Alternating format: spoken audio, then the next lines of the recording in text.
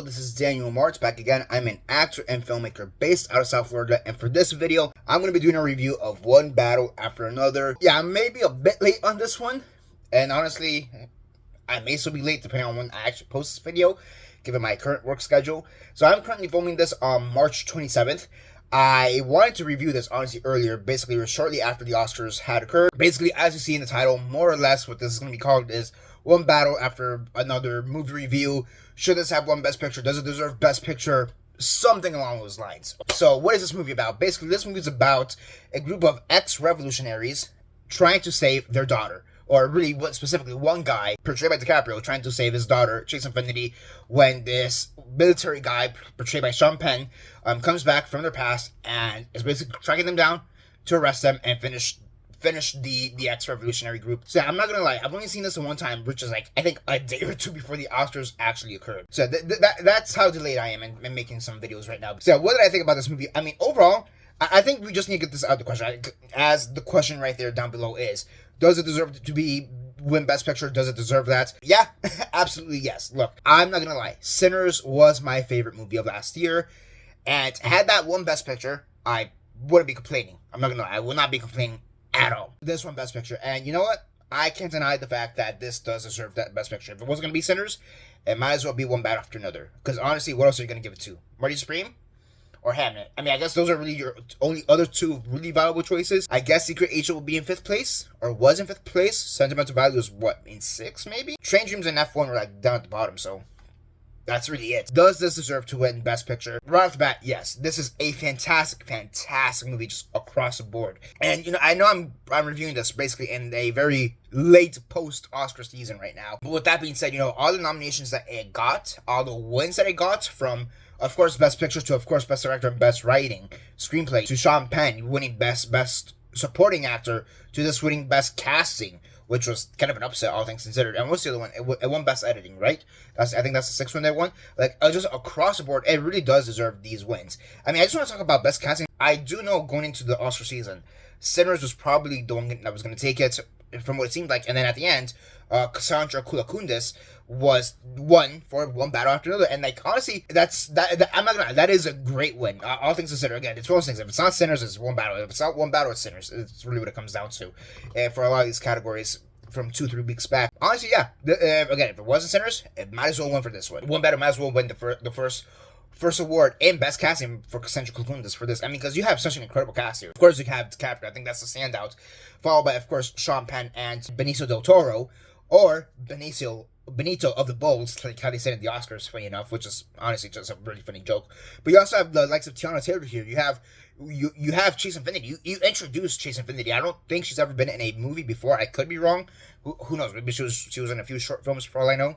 Or maybe she was in some like really obscure indie stuff for all I know. But like, this is basically her breakout hit. She did a fantastic job. I think across the board, I think one of the best things that we do need to comment on is just the acting. And like, yes, DiCaprio did 100% deserve that nomination. Tiana Taylor, she did deserve that nomination, all things considered. It's one of those things that I really was struggling. I'm not sure if struggling is the right word, honestly. But like, it's one of those things that before I actually watched the movie, all I knew about Tiana Taylor's role is that it was only in the first half hour. And my thing was, is it really enough for her? Or is it really enough of her, those 30 minutes, to get her that Oscar nomination at the very least? At this point, I've come around to it. Like, yeah, I'm actually very happy that she got that nomination, all things considered.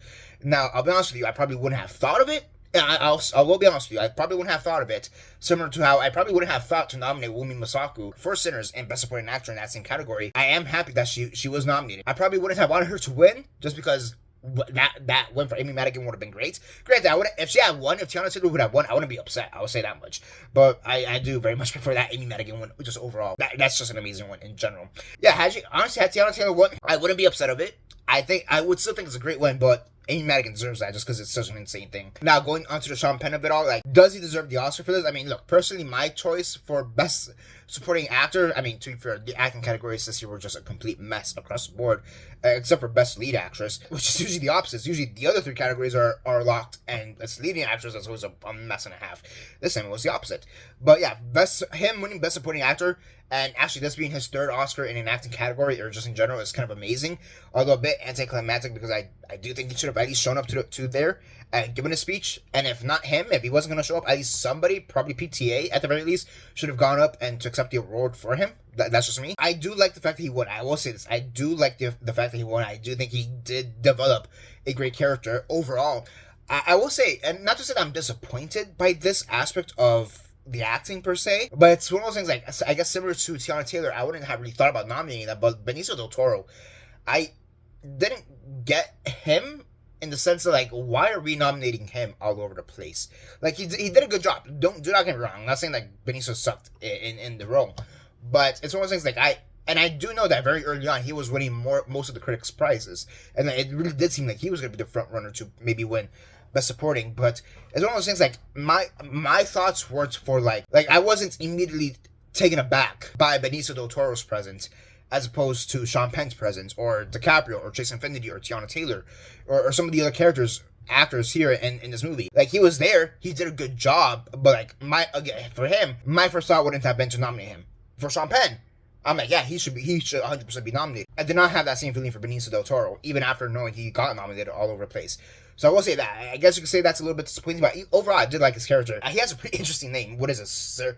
Is it Sergio St. Cloud or something like that? Or it's something weird like that. So yeah, and then let's just go to the DiCaprio of it all. Look, DiCaprio is my favorite actor of all time. He's done so much incredible work from, very early on to stuff like Titanic, which is the big one, but like even Once Eating Gilbert Grape, and the Man in the Iron Mask, and Basketball Diaries, to of course his modern day stuff with Hollywood and Revenant and Wolf of Wall Street. I don't really like this movie that much, but I think he did a good job in Don't Look Up. I just don't like Adam McKay, the director of Don't Look Up, as a filmmaker. I think he's a very weak filmmaker, but that's a whole different conversation for another day. But even with that, I still think he elevated what Don't Look Up had. For me, DiCaprio is just one of my favorite actors of all time. Basically, number one. Straight, just number one favorite actor of all time. His personal life, with who he dates, that's a whole different question, but that's neither here nor there. Good thing it's not on the files. If you know, you know. Overall, I think he did give such a phenomenal performance in this movie. I will say this is probably one of his best performances since Revenant.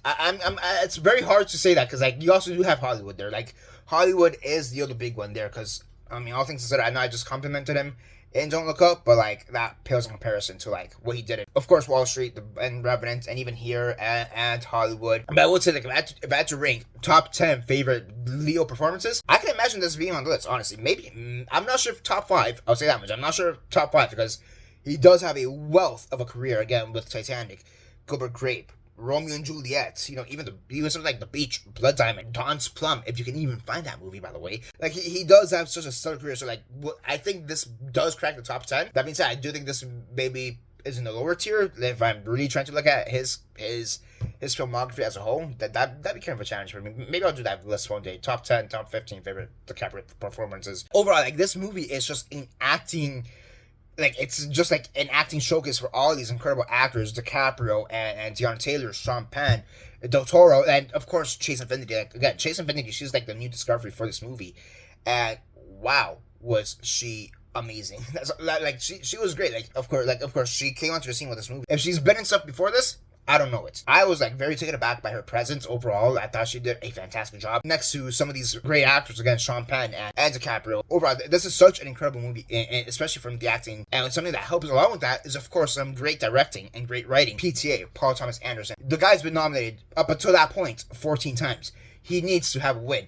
Even if it's just screenplay. If Sinners had taken both director and picture, so be it. He was always going to win screenplay. Like, that would have been it would have been wild had he gone empty-handed after this ceremony. Like, that's how wild it would have been. Had he, like, completely left empty-handed, had Sinners won Best Picture and Best Director, and, like, I don't know, Train Dreams, I guess, would have won Best Screenplay, or like, what else was nominated for Screenplay under Adapted, or like Begonia, had that one for Best Screenplay, and then PTA leaves with nothing, that would have been such an insane turn of events. Film Twitter, film Instagram, film world would have just blown up. Because the writing for this it's a very tight script. It keeps you at the edge of your seat time and time again. And of course, that's something that is helped with the great directing, the award-winning directing and the award-winning editing in this movie. It's just amazing. One thing I will say, and it's not necessarily a negative of the movie, but it's more so something that didn't really stand out to me personally, but I know it stood out to a lot of other people, is the cinematography for this movie. Look, I'm not saying that the cinematography for this movie sucked. I'm not saying that. I think it had very good cinematography. At least for me, this is one of those things, this is one of those aspects of filmmaking that I sometimes have trouble with, I guess, dealing with.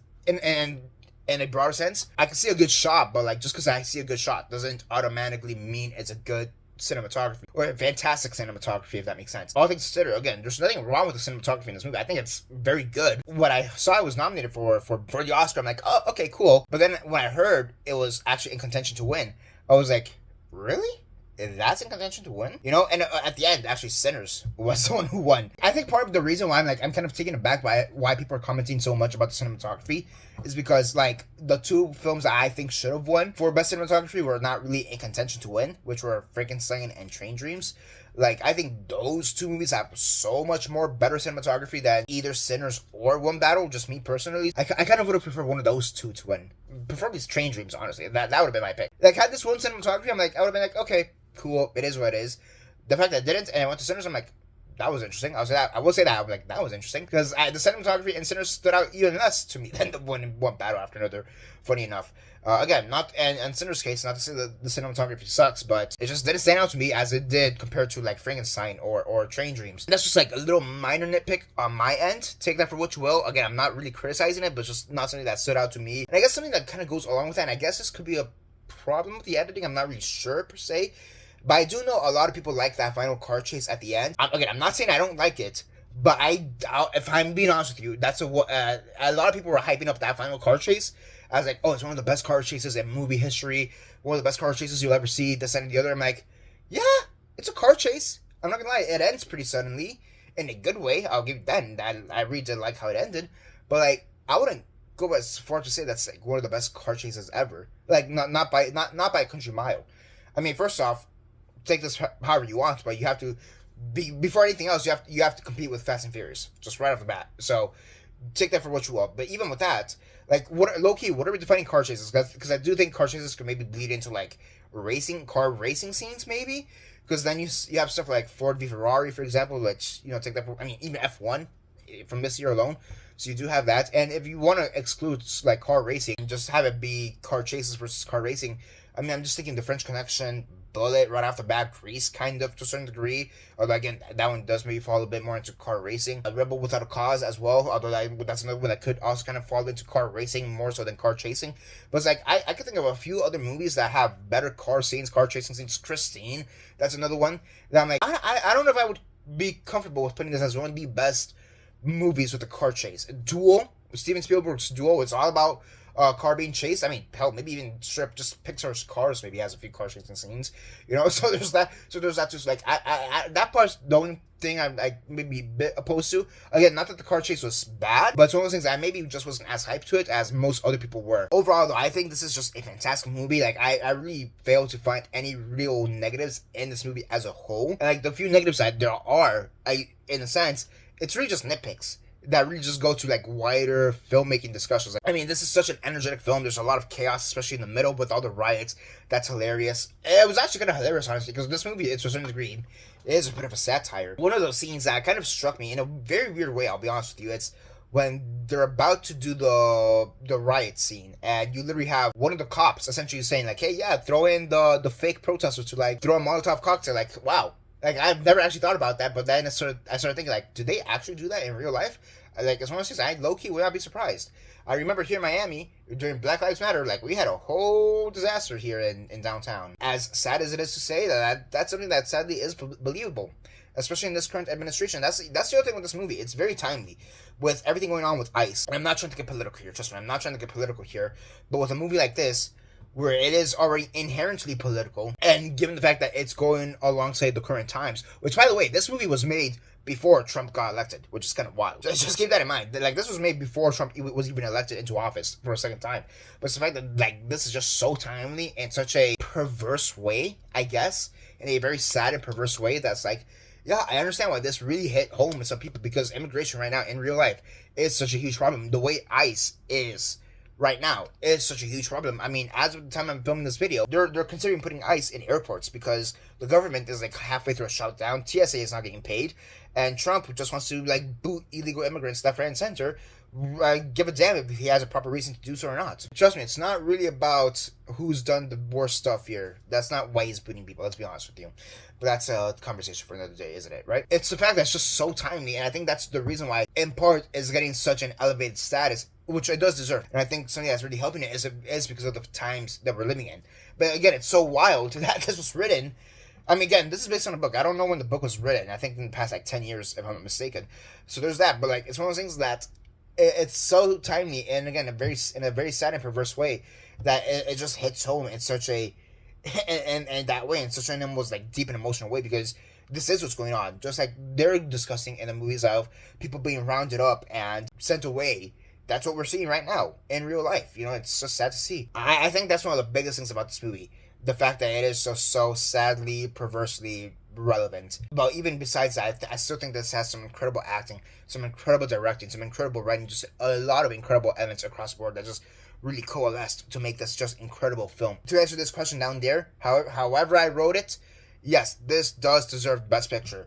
You know, again, there is a small part of me that does think, like, oh, it should have gone to Sinners. I would have wanted it to go to Sinners. And again, had it gone to Sinners, I would not have been mad, nor would I have been surprised. This does deserve to win Best Picture. But what about you guys? Have you guys seen it? Comments all that down below, let me know. Give me your thoughts on the movie. Comments all that down below, let me know. And yeah, it's basically it for now. This is Daniel Mart, signing off.